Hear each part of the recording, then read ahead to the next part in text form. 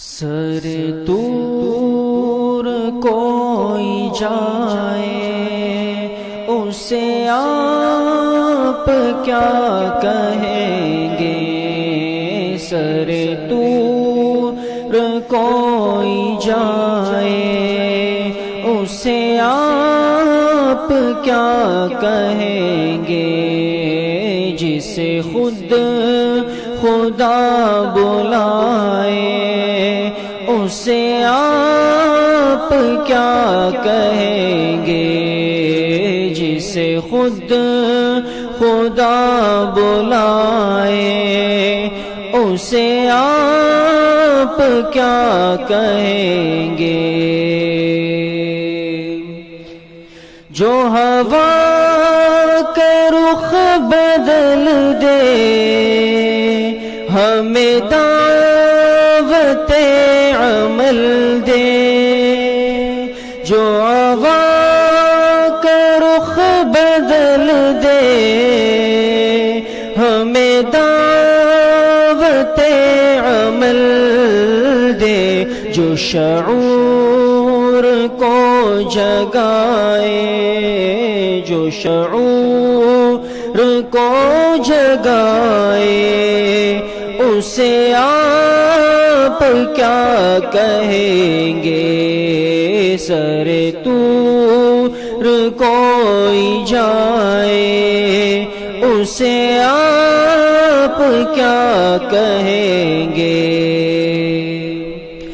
شب روز دشمنوں کو جو دعاؤں سے نوازے، شب روز دشمنوں کو جو دعاؤں سے نوازے، جو ستم پہ مسکرائے، جو ستم پہ مسکرائے اسے آپ کیا کہیں گے، سر طور کوئی جائے اسے آپ کیا کہیں گے۔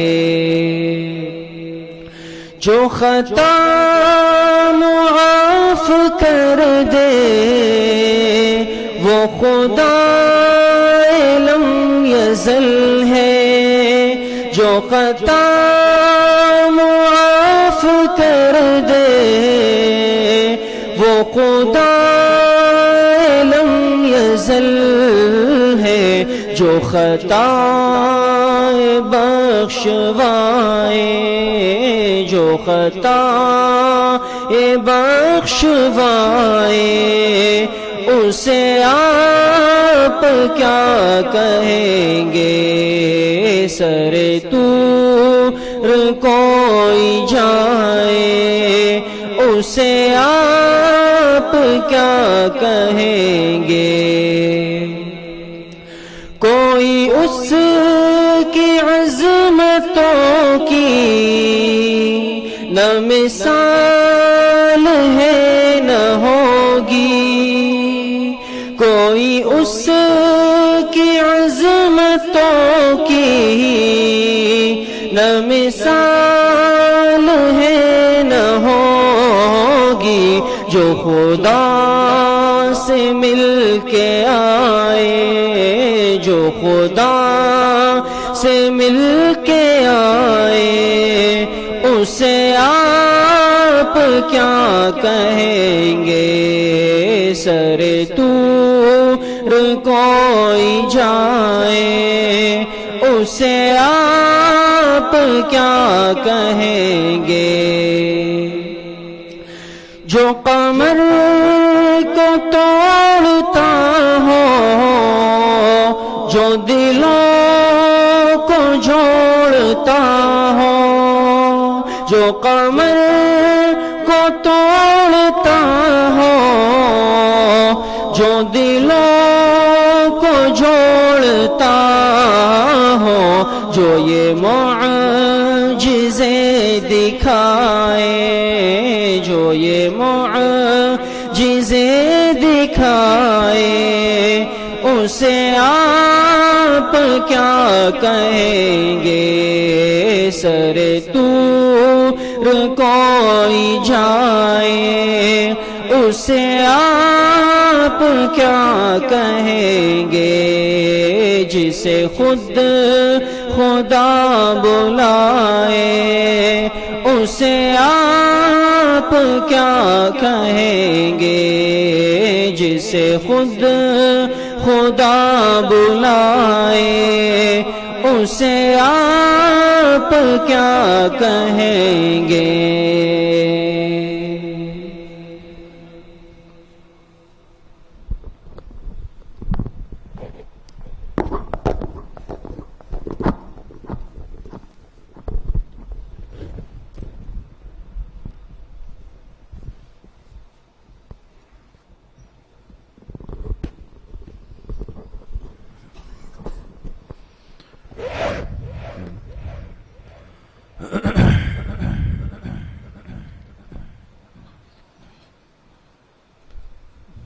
بسم الله الرحمن الرحيم الحمد لله وكفى وسلام على عباده الذين اصطفى خصوصا على سيد الرسل وخاتم الأنبياء وعلى آله وأصحابه الأتقياء أما بعد فأعوذ بالله من الشيطان الرجيم بسم الله الرحمن الرحيم وما أرسلناك إلا كافة للناس بشيرا ونذيرا ولكن أكثر الناس لا يعلمون وقال رسول الله صلى الله عليه وسلم أنا دعوة إبراهيم وبشارة عيسى ورؤيا أمي صدق الله وصدق رسوله النبي الكريم یا رب صل وسلم دائما ابدا علی حبیبک خیر الخلق کلہم۔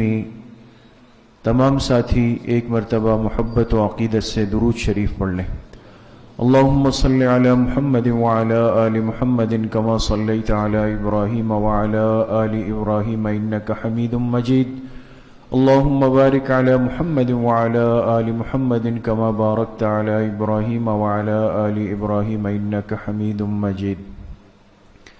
میرے انتہائی قابل قدر دوستوں، بھائیوں اور بزرگوں، الحمدللہ ہم اس مبارک سلسلے کی تاریخ اسلام کی تیسری مجلس میں سب یہاں پر شریک ہے۔ اللہ تعالیٰ آپ سب کے اس آنے کو، اس بیٹھنے کو، سننے اور سنانے کو اپنی بارگاہ عالیہ میں قبول فرمائیں، اور ہم سب حاضرین و حاضرات، سامعین و سامعات کے ظاہر اور باطن کی اصلاح کا ذریعہ بنائیں۔ ایک مسلمان کے لیے اپنی اسلامی تاریخ سے واقفیت کس قدر ضروری ہے اور کیوں ضروری ہے، اس پر آپ حضرات کے سامنے تفصیل سے بات ہو چکی ہے۔ چونکہ یہ وہ موضوع ہے کہ جو منتشر بھی بہت زیادہ ہے، یعنی پھیلا ہوا بہت ہے، اور اس کے ساتھ ساتھ دوسرا پہلو یہ ہے کہ یہ موضوع احتیاط کا متقاضی بھی ہے، اس لیے کہ اس موضوع میں ہر آدمی نے اپنا قلم چلایا ہے تاریخ میں، لہذا رطب و یابس جمع ہے، صحیح اور غلط کا ایک مکسچر بنا ہوا ہے۔ اس لیے میرے عزیز و دوستوں، بزرگوں، بحیثیت ایک مسلمان کے اپنے اسلام کی صحیح تاریخ سے واقفیت حاصل کرنا مستند ذرائع سے، مدلل ذرائع سے ایک مسلمان کے لیے آج بہت ضروری ہے۔ آپ حضرات کے سامنے بات آئی تھی کہ اگر ہم تاریخ اسلام کو آسان طریقے سے سمجھنا چاہیں تو تاریخ کے کل کتنے حصے بنتے ہیں؟ 3 حصے بنتے ہیں۔ پہلا حصہ تاریخ کا ہے جو کہلاتا ہے جاہلیت اولا۔ اولا کے معنی کیا ہے؟ پہلا، وہ جاہلیت جو پہلے گزر چکی۔ اولا کے معنی ہی کہتے ہیں پہلے کو۔ ہمارے ہاں مدارس میں جو پہلا درجہ ہے وہ کہلاتا ہے درجہ اولا، بالکل ابتدائی مبتدی طالب علم اس میں آتا ہے۔ تو ایک جاہلیت اولا ہے، اور یہ کب گزری؟ حضور علیہ السلام کی بعثت سے پہلے گزر چکی۔ اب وہ جاہلیت کیسی تھی اس میں لوگ کس کیفیت میں تھے، اس میں مذاہب کیا تھے، اس میں حکومتیں کیا تھی، دنیا کا جغرافیہ کیا تھا، اس پر آپ کے سامنے بات آ چکی ہے دوستو۔ تاریخ کا دوسرا حصہ ہے وہ ہے اسلام کا۔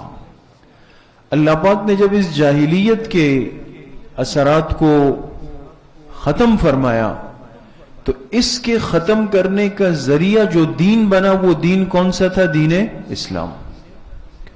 اس اسلام کی برکت سے یہ جاہلیت ختم ہوئی ہے دوستو۔ اور یہ زمانہ کب شروع ہوا؟ جب جناب رسول اللہ صلی اللہ علیہ وسلم کی بعثت ہو گئی۔ بعثت کا مطلب آپ کے سامنے بار بار عرض ہوا کہ بعثت کے معنی کیا ہے؟ نبوت کا ملنا۔ اور آپ علیہ السلام کو جب نبوت ملی تو آپ کی عمر مبارک کتنی تھی؟ 40 سال۔ اچھا، پچھلی مجلس میں ہم نے بات کی، اب اندازہ بھی ہو کہ آپ حضرات کتنا یاد رکھتے ہیں، توجہ سے سنتے ہیں۔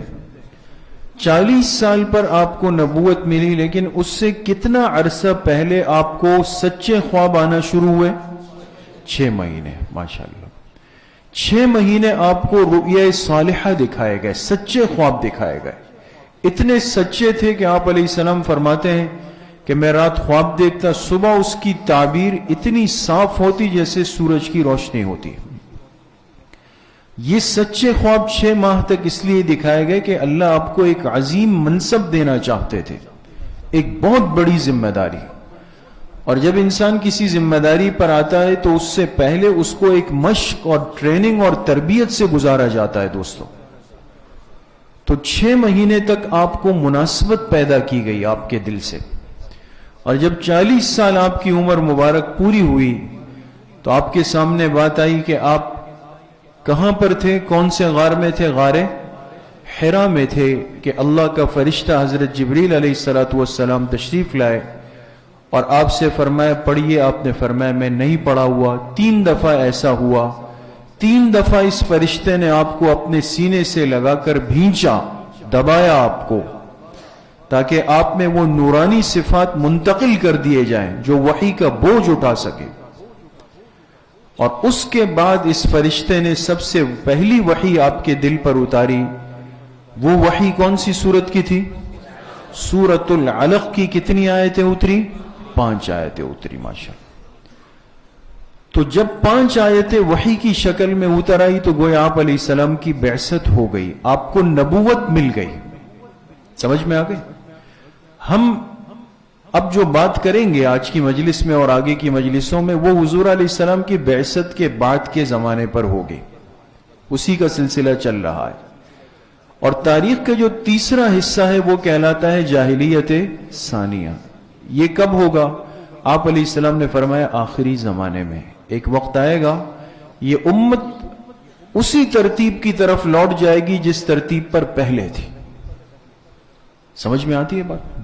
وہ ساری خرابیاں ان انسانوں میں دوبارہ پیدا ہو جائے گی، امت میں دوبارہ پیدا ہو جائے گی، وہ جاہلیت ثانیہ کا دور کہلائے گا۔ تو 40 سال عمر مبارک ہوئی، جبریل علیہ السلام وحی لائے، آپ کو نبوت مل گئی اور آپ کی بعثت ہو گئی۔ جب آپ کو نبوت ملی تو آپ علیہ السلام جس علاقے میں تھے، جس شہر میں تھے، اس شہر کا نام کیا ہے؟ مکہ مکرمہ۔ آپ کو نبوت جس شہر میں ملی اس کا نام کیا ہے؟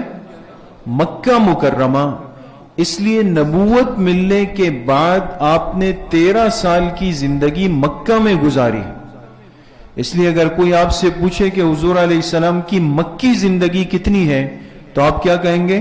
13 سال۔ آگے چلیں۔ تو اب ہم بات کریں گے کہ مکی دور پہ، اس لیے کہ نبوت کہاں ملی؟ مکہ میں۔ اور نبوت ملنے کے بعد مکہ میں کتنا عرصہ گزارا؟ 13 سال۔ سمجھ میں آ گئی؟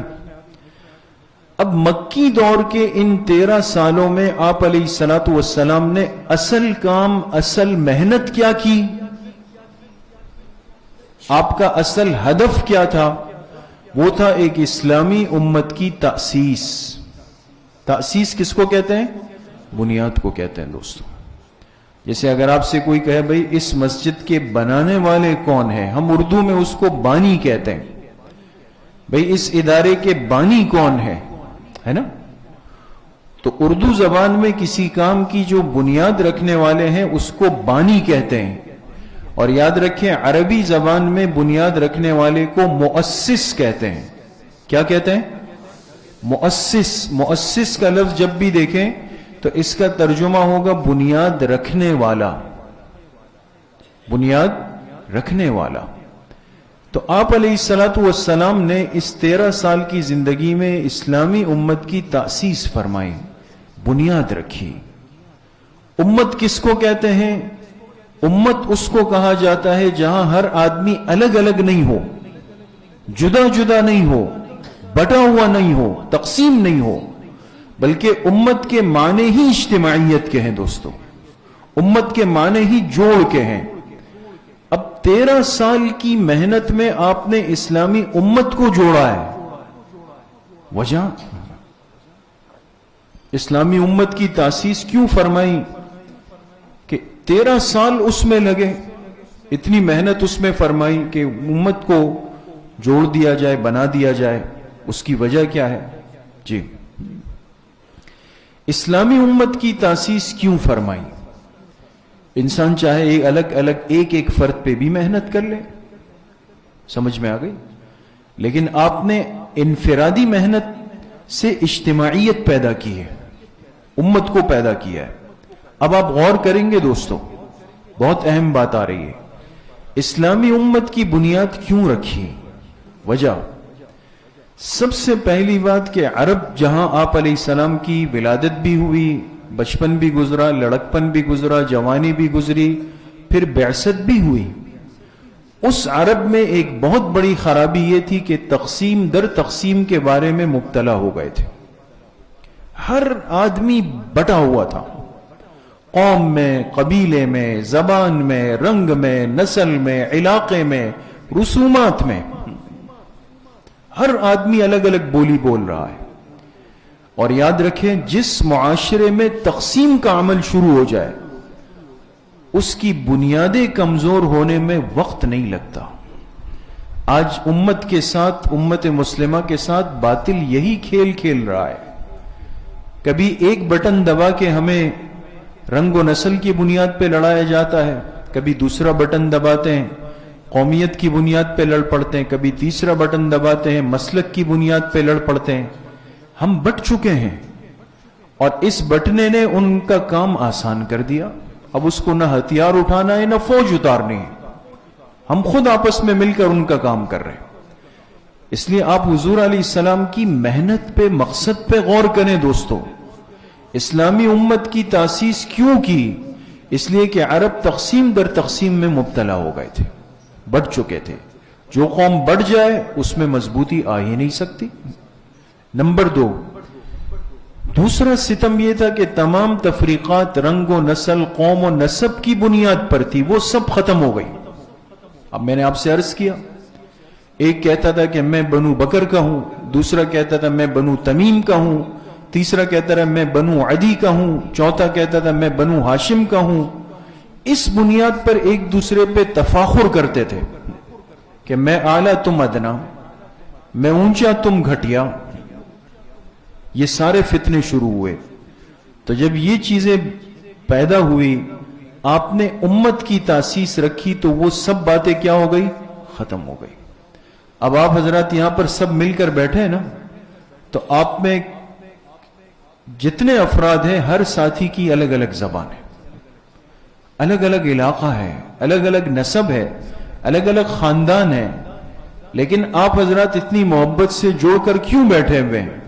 صرف اس لیے بیٹھے ہوئے کہ ہمارا تعلق کس امت سے ہے؟ امت محمدیہ صلی اللہ علیہ وسلم۔ حضور علیہ السلام ہمیں جوڑ کر گئے ہیں، اس لیے ہم اس بنیاد پر ایک دوسرے سے نفرت نہیں کر سکتے، اعلیٰ اور ادنا نہیں کہہ سکتے۔ آپ نے امت کی بنیاد رکھی۔ تیسری بات، فضیلت کی بنیاد عقیدے کو بنایا۔ اب غور کریں، جو دنیا کا ہر انسان کر سکتا ہے، ورنہ نفرتیں پیدا ہوں گی۔ کیا مطلب؟ اب دیکھیں، اگر فضیلت کی بنیاد رنگ ہو تو آپ بتائیں میرے اور آپ کا رنگ ہم نے خود بنایا ہے یا اللہ نے بنایا؟ اللہ پاک نے. یہ تو ہم نہیں کر سکتے تھے. اب اگر میرا رنگ سیاہ ہو اور کسی کا رنگ گورا ہو اور وہ مجھے طعنہ دے تو میں اس کو کیا جواب دے سکتا ہوں؟ کچھ بھی نہیں کہہ سکتا. اگر فضیلت کی بنیاد نسل ہو تو نسل انسان کے اختیار سے نہیں بنتی، قوم اختیار سے نہیں بنتی، نسب اختیار سے نہیں بنتی. اسی بنیاد پر نفرتیں پیدا ہوتی ہیں. آپ علیہ الصلوۃ والسلام کا کمال دیکھیں، محنت دیکھیں کہ آپ نے بنیاد کس کو بنایا؟ عقیدے کو بنایا. فرمایا عقیدہ توحید، اللہ کی ذات کو ایک ماننا، اس کے ساتھ کسی کو شریک نہیں ماننا. عقیدہ رسالت، جتنے پیغمبر اللہ کی طرف سے آئے سب کے سب برحق تھے اور آخری پیغمبر حضرت محمد صلی اللہ علیہ وسلم ہے. نمبر 3 عقیدہ آخرت، کہ مرنے کے بعد بھی ایک زندگی آ رہی ہے کہ جس دن سب کو ایک دن دوبارہ ان قبروں سے، اس مٹی سے کھڑا ہونا ہے اور اللہ کے سامنے پیش ہونا ہے. تو آپ بتائیں کہ عقیدہ انسان اپنے اختیار سے حاصل کر سکتا ہے یا نہیں کر سکتا؟ بالکل کر سکتا ہے. اس کے لیے آپ کو نہ پیسے چاہیے، نہ خاندان چاہیے، نہ رنگ و نسل چاہیے، بلکہ آپ کو ہمت اور جذبہ چاہیے. آپ کے سامنے حق واضح ہو جائے، آپ اس حق کو قبول کر لیں. تو آپ علیہ الصلوۃ والسلام نے ایک ایسی ترتیب اور ترکیب اختیار فرمائی کہ جس کی بنیاد پر عرب کی جو تقسیم تفریق تھی وہ سب ختم ہو گئی اور ایک اسلامی امت کی تاسیس پڑ گئی، اس کی بنیاد پڑ گئی. بات سمجھ میں آ گئی دوستوں؟ آگے چلیں. اچھا، اب حضور علیہ الصلوۃ والسلام کی 13 سالہ مکی زندگی. مکی زندگی میں آپ کا اصل کام کیا ہے؟ اسلامی امت کی تاسیس، اسلامی امت کی بنیاد رکھی، اس کو جوڑا. لیکن یہ اتنا آسان کام نہیں تھا دوستو. ہم تو اس کو الفاظ میں 2 منٹوں میں بیان کر رہے ہیں، لیکن آپ علیہ السلام نے کتنی قربانیاں دی ہیں، کتنی محنتیں برداشت کی ہے، وہ آپ سب جانتے ہیں. اس اسلامی امت کی بنیاد کس جگہ سے پڑی؟ اس کے لیے بہت ضروری ہے کہ آپ کے سامنے اس جگہ کا ایک نقشہ ہو جہاں پر آپ علیہ السلام نے اپنی محنت کا آغاز کیا ہے. بنیاد کی پہلی اینٹ رکھی ہے دوستو. انسان جب کام شروع کرتا ہے نا تو کوئی نہ کوئی جگہ ایسی ضرور ہوتی ہے جہاں بیٹھ کر وہ اس کام کی بنیاد رکھتا ہے، آغاز کرتا ہے. آپ علیہ الصلوۃ والسلام نے جس جگہ پر بنیاد رکھی ہے وہ عرب کا یہ علاقہ ہے جو مکہ مکرمہ کہلاتا ہے دوستو. اور اس علاقے کو اصل میں کہتے تھے وادی بطحا. آگے چلیں، اس کو کیا کہتے تھے؟ وادی بطحا. یہ دیکھ رہے ہیں یہ کیا لکھا ہوا ہے؟ بطحا لکھا ہوا ہے. بطحا یاد رکھیں، یہ پورا علاقہ تھا مکہ مکرمہ کا، اطراف سمیت یہ پورا علاقہ کہلاتا تھا وادی بطحا. یہاں سے آپ نے امت کی تأسیس فرمائی، آغاز فرمایا. اب وادی بطحا کیا ہے؟ تھوڑا سا جو حضرات شغف رکھتے ہیں، تاریخ کا ذوق رکھتے ہیں، یہ چیزیں انسان کو فائدہ دیتی ہے. سمجھ میں آتا ہے کہ آپ علیہ السلام جہاں محنت فرما رہے تھے وہاں کے زمینی حقائق کیا تھے. یہ پہاڑی سلسلوں کے مابین وادی بطحا ہے. پہلے بھی بات آئی کہ مکہ مکرمہ تقریباً پہاڑوں سے گھرا ہوا ہے چاروں طرف سے، اور یہ پہاڑوں کا سلسلہ مغرب سے مشرق میں ہے. مغرب سے شروع ہوتا ہے اور مشرق کی طرف چلا جاتا ہے. غور کریں، ایک سلسلہ پہاڑوں کا شمال میں ہے جس میں جبل قیقعان اور جبل ہندی ہے. سمجھ گئے؟ یہ 2 پہاڑوں کے نام ہے، ایک جبل قیقعان اور ایک جبل ہندی. یہ کہاں پر ہے؟ شمال میں. ایک سلسلہ پہاڑ کا جنوب میں ہے جس میں جبل ابو قبیس اور جبل خندمہ ہے. سمجھ میں آ گئی؟ اچھا، اور اس سلسلے کے مابین ہے جبل نور. کچھ ذہن میں آ رہا ہے؟ جبل نور کی خصوصیت کیا ہے کہ اس میں غار حرا ہے. پچھلی مجلس میں آپ کے سامنے آئی. اسی غار حرا میں آپ علیہ الصلوۃ والسلام پر پہلی وحی اتری ہے دوستو. تو مکہ مکرمہ کے چاروں طرف پہاڑی سلسلے چل رہے ہیں. سمجھ میں آ گئی؟ کچھ پہاڑوں کے نام مشہور ہے، کچھ ابھی بھی باقی ہے، کچھ ختم کر دیے گئے. اچھا، اس مکہ مکرمہ کے زمینی ترتیب اللہ پاک نے ایسی رکھی ہے کہ یہ اوپر سے نیچے کی طرف ہے دوستو.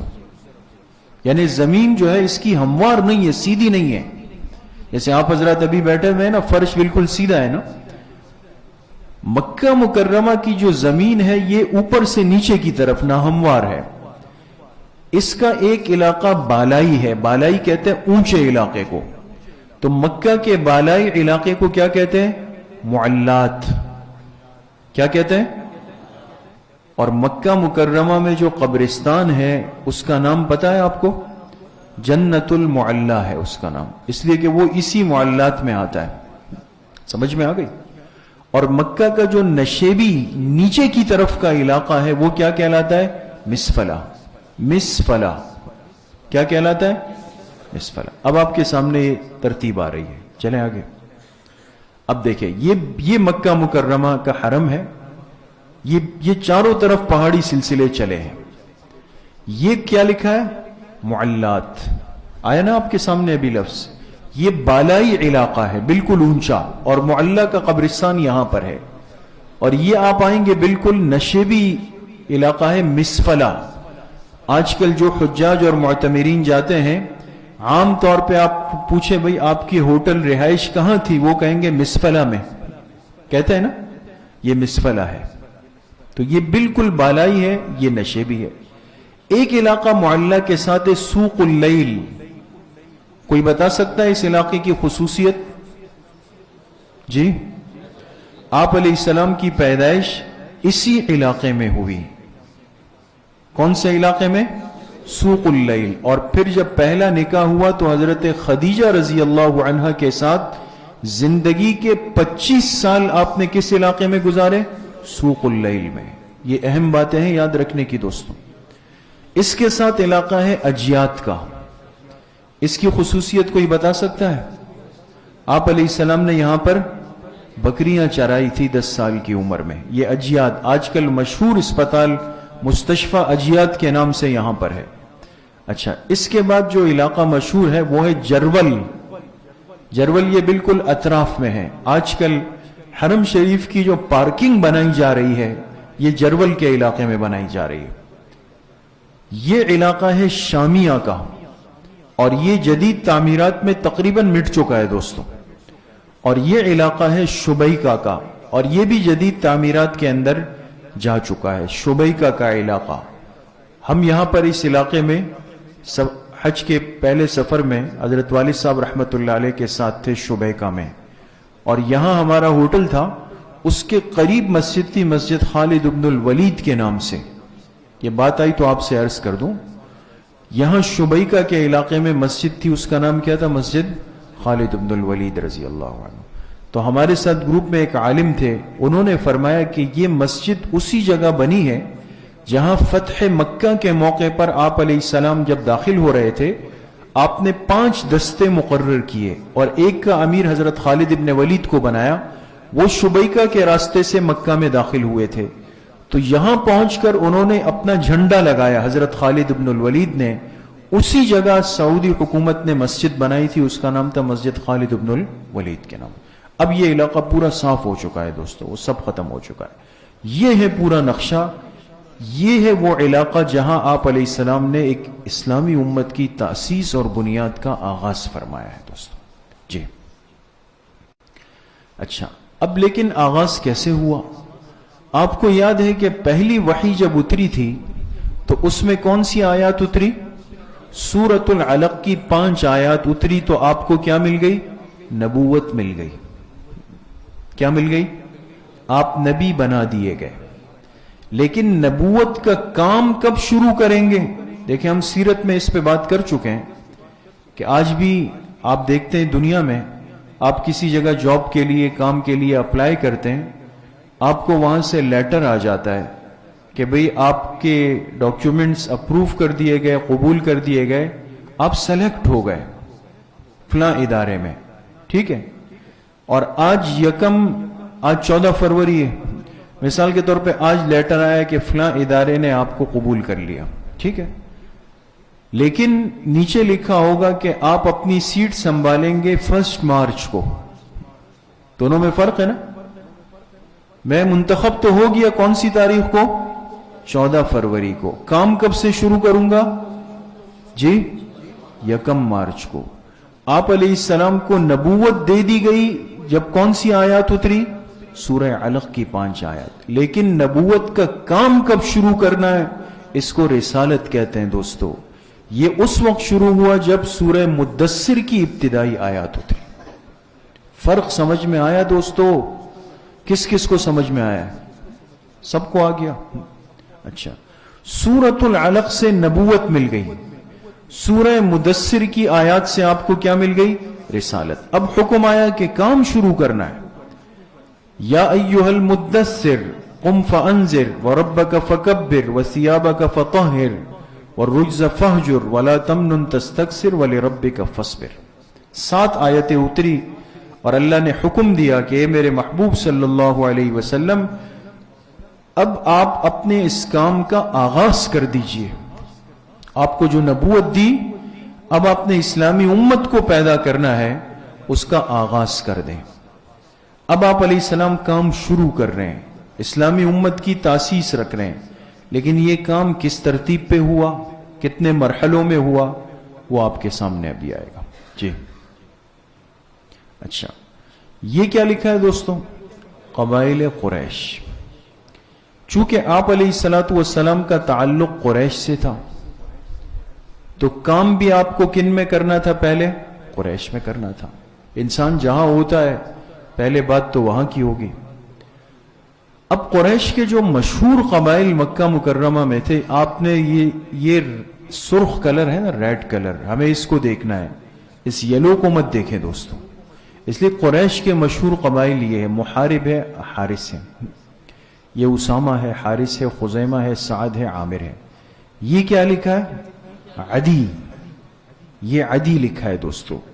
یہ بات یاد رکھے کہ عدی یہ قریش کی وہ شاخ ہے جس سے حضرت عمر ابن خطاب رضی اللہ عنہ کا تعلق ہے. کن کا تعلق ہے؟ حضرت عمر. آپ بنو عدی سے. یہ کیا لکھا ہے؟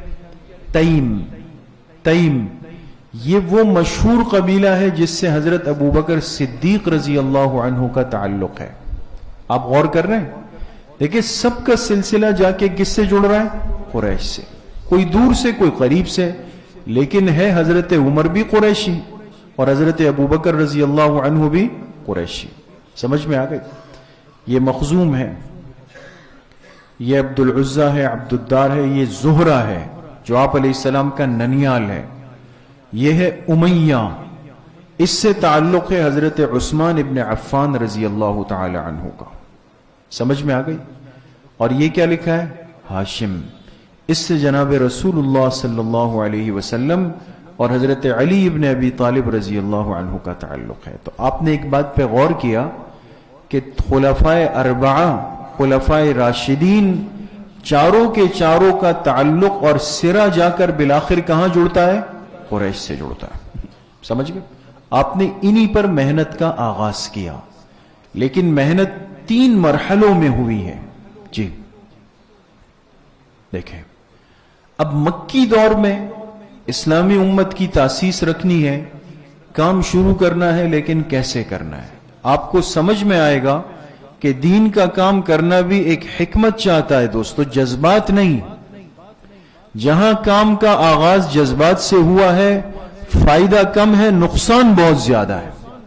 اس لیے کہ ہم سیرت پڑھتے نہیں ہیں، اپنی تاریخ کو سمجھنا نہیں چاہتے، اپنے مزاج اور ذہن سے کام شروع کرتے ہیں، بہت بڑا نقصان اٹھا کے پیچھے ہٹتے ہیں. حضور کی زندگی سے انسان کو دین کے کام کی ترتیب سمجھنی چاہیے. تو مکی دور کل کتنے سال پر مشتمل ہے؟ 13 سال. پہلا مرحلہ، دوسرا مرحلہ اور تیسرا مرحلہ. جو مکی دور کا پہلا مرحلہ ہے اس میں کام آپ علیہ السلام نے کیا، لیکن کس انداز میں؟ خفیہ دعوت. خفیہ کس کو کہتے ہیں؟ چھپ کر کام کیا ہے، چھپ کر، پوشیدہ رہ کر، اپنے آپ کو چھپا کر، حکمت اور تدبر کے ساتھ کیا ہے. تو خفیہ دعوت کتنا عرصہ چلی؟ 3 سال تک. 3 سال گزر گئے. دوسرا مرحلہ ہے علانیہ دعوت. علانیہ کے معنی کیا ہے؟ کھل کر کام. یہ بات یاد رکھیں، بہت سارے لوگوں کو یہ غلط فہمی ہوتی ہے، وہ کہتے ہیں بس ہمیشہ اپنے آپ کو چھپا کرو، اخفا میں رہے، اخفا میں رہے. بعض دفعہ بڑی بڑی محنتیں اور کام کی چیزیں اسی طرح چھپ کر دنیا سے چلی جاتی. سیرت کو سمجھیں گے دوستو، دین پر عمل کی ترتیب سمجھ میں آئے گی. اس لیے کام کو جب شروع کریں نا، دین کا کوئی بھی شعبہ ہو، سنت ترتیب یہ ہے کہ آپ کو ابتدائی عرصے میں کام کس طرح کرنا ہے؟ خفیہ کرنا ہے. لیکن اس کی ایک حد ہوگی. جب آپ مزاج بنائیں، ماحول بنائیں، افراد بنائیں، جماعت بنا لیں، تو اب مرحلہ آئے گا کس کا؟ علانیہ دعوت کا. 3 سال گزر گئے. اب آپ نے علانیہ دعوت دی، لیکن اندرون مکہ. کام ابھی تک مکہ کے اندر ہے. کتنا عرصہ چلا؟ 7 سال. تیسرا مرحلہ، اب کام مزید بڑھا. اب علانیہ دعوت ہے بیرون مکہ. اب بات مکہ سے باہر جا رہی ہے، اور اس کا عرصہ کتنا ہے؟ 3 سال. تو 3 اور 7 کتنے ہو گئے؟ 10. 10 اور 3 کتنے ہو گئے؟ 13. تو مکی زندگی کتنی ہو گئی؟ 13 سال کی. سمجھ میں آ گئی؟ پہلے 3 سال خفیہ دعوت، 7 سال علانیہ دعوت مکہ کے اندر، پھر 3 سال علانیہ دعوت مکہ کے باہر. اب دیکھیں پہلا مرحلہ کہاں شروع ہوا خفیہ دعوت کا؟ جی، حضور علیہ الصلوۃ والسلام نے جب بالکل کام کا آغاز کیا تو پہلے تو اتنا خفیہ رکھا کہ صرف گھر کے افراد، حضرت خدیجہ رضی اللہ عنہا، یہ آپ کی کون ہے؟ زوجہ مطہرہ. حضرت علی رضی اللہ عنہ، یہ آپ کے سگے چچزاد بھائی. حضرت زید رضی اللہ عنہ، آپ کے گھر کے غلام.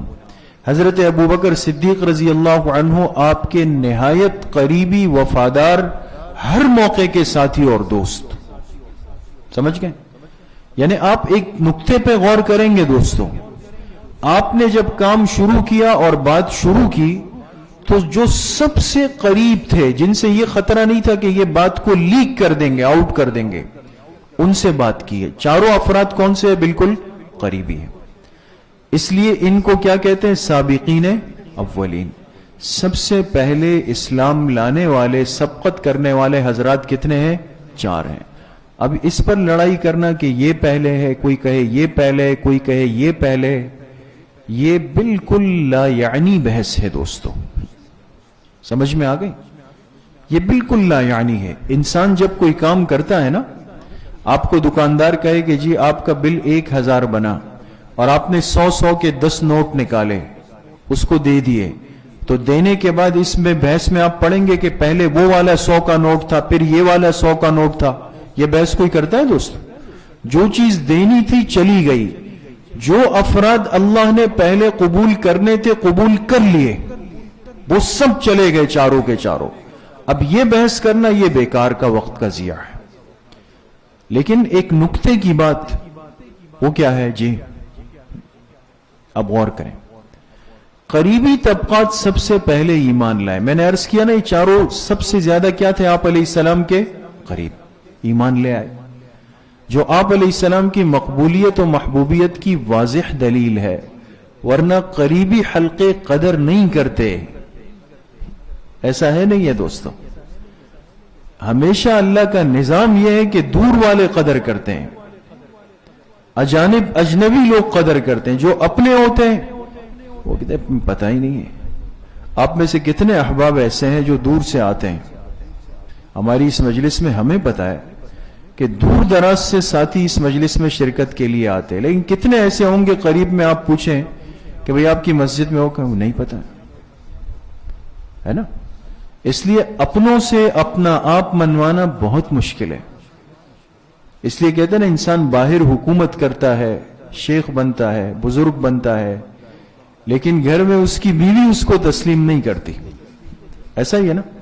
وہ سب سے قریبی ہے، سب سے قریب ہے، تو ساری دنیا اس کو کہے گی یہ حضرت ہے، یہ شیخ ہے، یہ فلاں ہے، یہ فلاں ہے. لیکن یہ چلا جائے تو وہ کہے گی کہ بھئی تم ایسے ہو، تم ایسے ہو، اور تم ایسے ہو. تو قریبی آدمی مان لے، یہ بہت بڑی بات ہوتی ہے. قریب والے قدر نہیں کرتے دوستو، وہ بہت دیر سے کرتے ہیں، یا دنیا سے جانے کے بعد کہتے ہیں ہائے افسوس، ہمیں تو پتہ ہی نہیں تھا کہ اتنی بڑی نعمت تھی۔ لیکن آپ علیہ الصلوۃ والسلام کی شخصیت اور محبوبیت کو دیکھیں کہ آپ نے ایمان پیش کیا اور سب سے قریبی لوگوں نے بلا چوں چرا قبول کر لی۔ جی اب پہلا مرحلہ تھا کون سا دوستو؟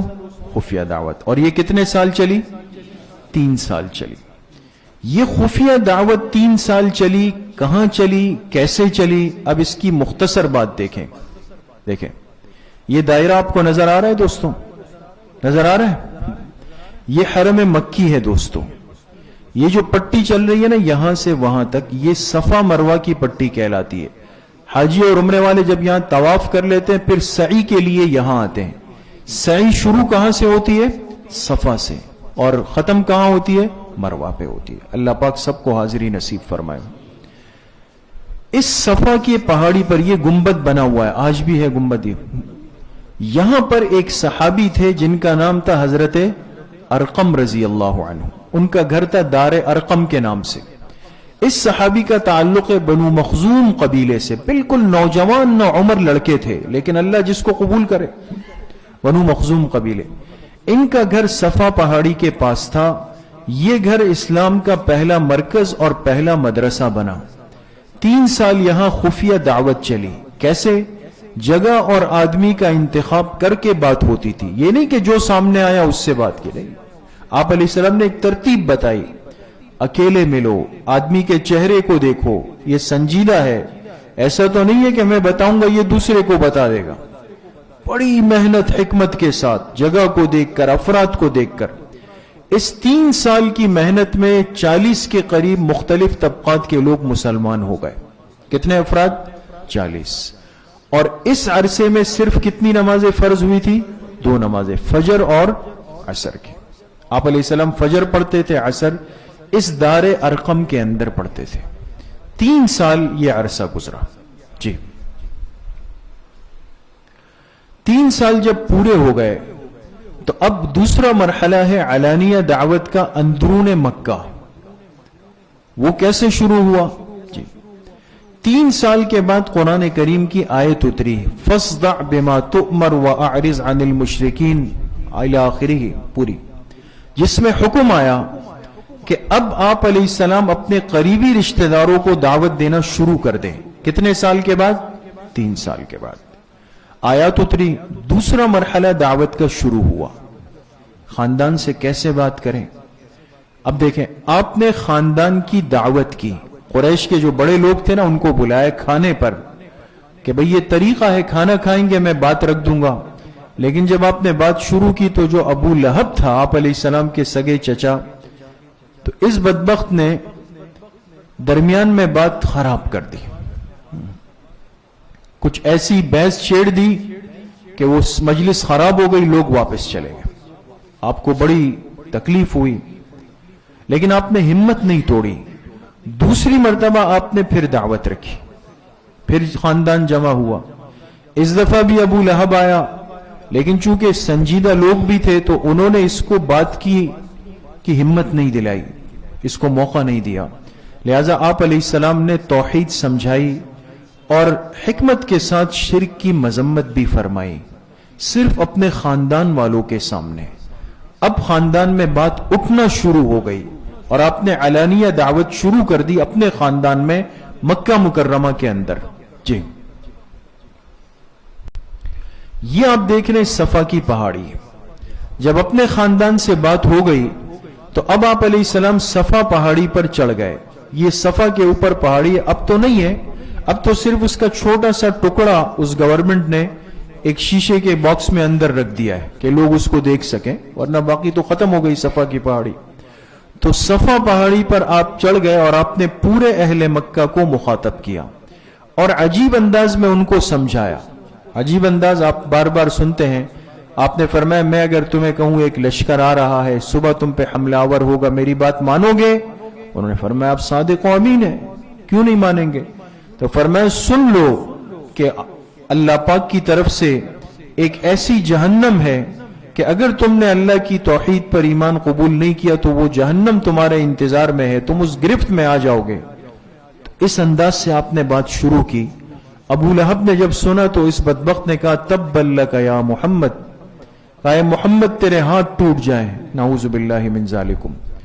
تو اللہ پاک نے اسی موقع پر سورۃ اللہب اتاری، تبت یدا ابی لہب و تب. اللہ نے فرمایا میرے محبوب کے نہیں، ابو لہب کے ہاتھ ٹوٹ جائے.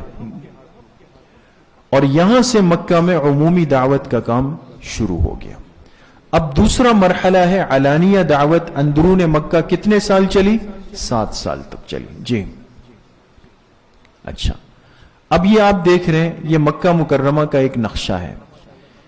مکہ مکرمہ میں 3 مشہور بازار، منڈیاں لگتی تھی. جیسے ہوتے ہیں نا ہمارے ہاں بھی بدھ بازار، منگل بازار، فلاں علاقے کا بازار.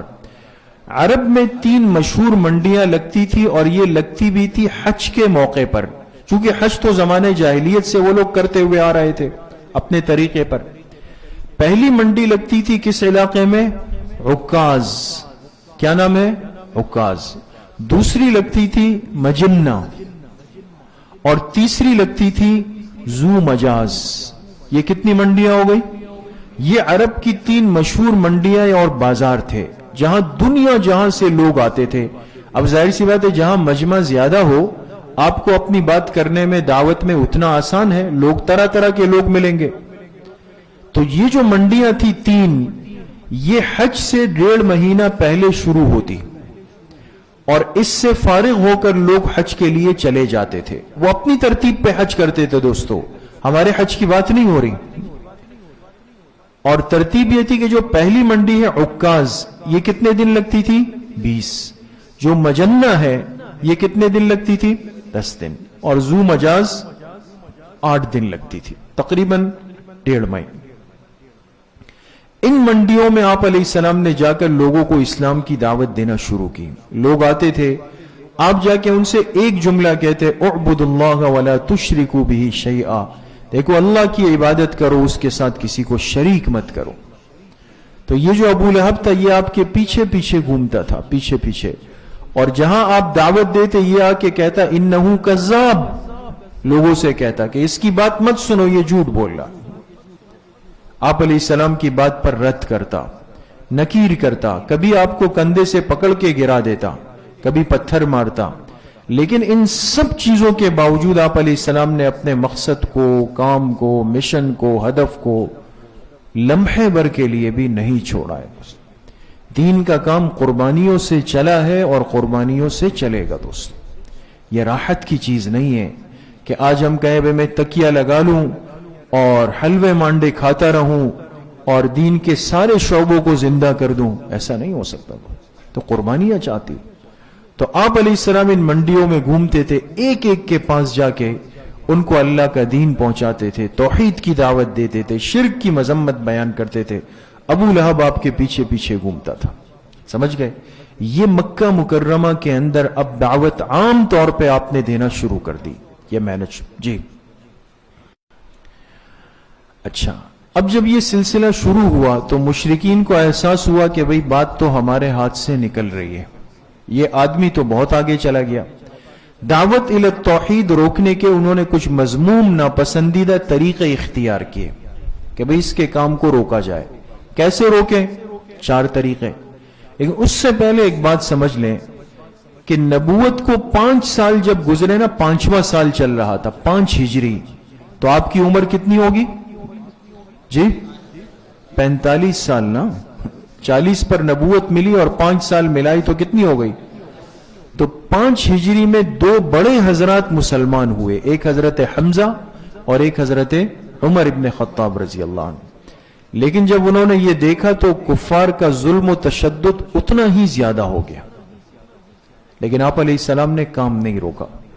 انہوں نے بیٹھ کے مشورہ کیا کہ اس کام کو روکنے کے لیے اب طاقت کا آرامد نہیں ہے، کچھ اور کرنا ہوگا.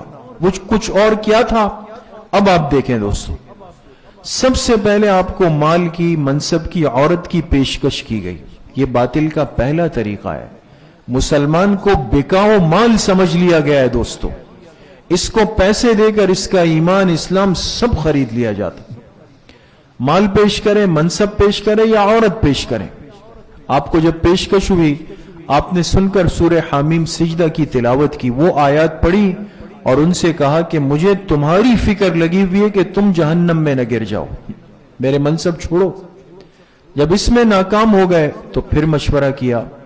آپ علیہ السلام کی 2 صاحبزادیاں جو ابو لہب کے بیٹوں سے نسبت طے ہو گئی تھی، انہوں نے آپ کو ذہنی تکلیف دینے کے لیے بدبختوں نے کیا کیا کہ ابو لہب سے کہا کہ بھئی ان کو طلاق دے دو۔ ایک والد کے لیے اس سے بڑی تکلیف کی بات کیا ہوگی کہ اس کی بیٹیوں کو رخصتی سے پہلے طلاق دے دی گئی۔ آپ کو یہ ذہنی اذیت بھی دی انہوں نے، لیکن آپ علیہ السلام نے اس کی بھی پرواہ نہیں کی۔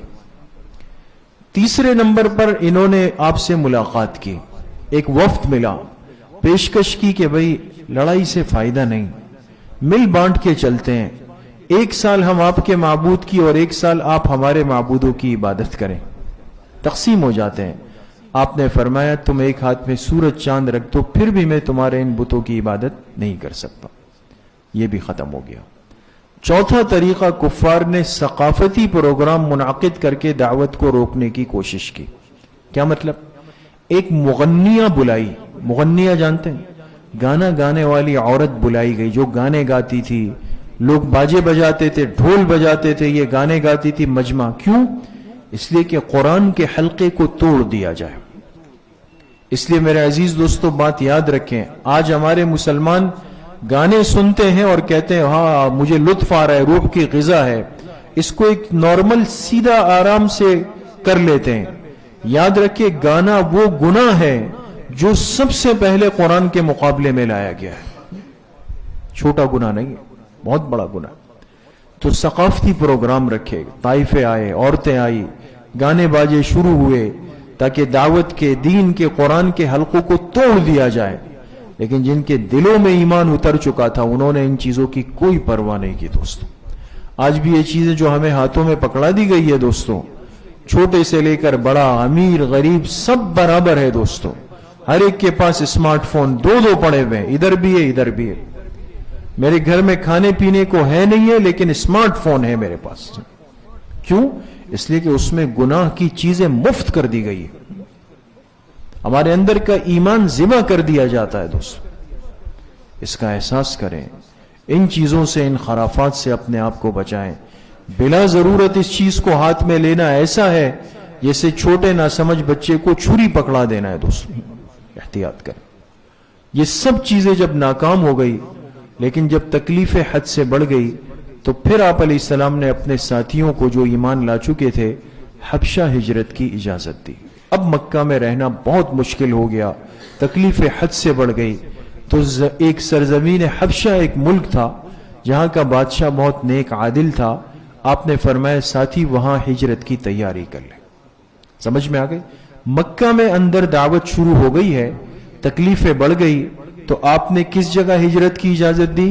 حبشہ کی طرف۔ جی اب انشاءاللہ ہمارا اگلی مجلس کا موضوع ہوگا کہ مکی دور کے جو 13 سال تھے، اس میں آپ علیہ السلام نے سن 5 ہجری میں حبشہ کی طرف ہجرت کا حکم دیا۔ کتنے صحابہ گئے، کیسے گئے، پھر وہاں کیا حالات پیش آئے، یہ انشاءاللہ ہماری آئندہ مجلس کا موضوع ہے۔ اللہ کریم مجھے بھی آپ سب کو صحیح عمل کی توفیق نصیب فرمائے۔ وآخر دعوانا ان الحمد للہ رب العالمین۔ الحمد للہ رب العالمین والصلاة والسلام علی سید الانبیاء والمرسلین سیدنا وسندنا وحبیبنا وشفیعنا وقرۃ اعیننا محمد صلی اللہ علیہ وسلم۔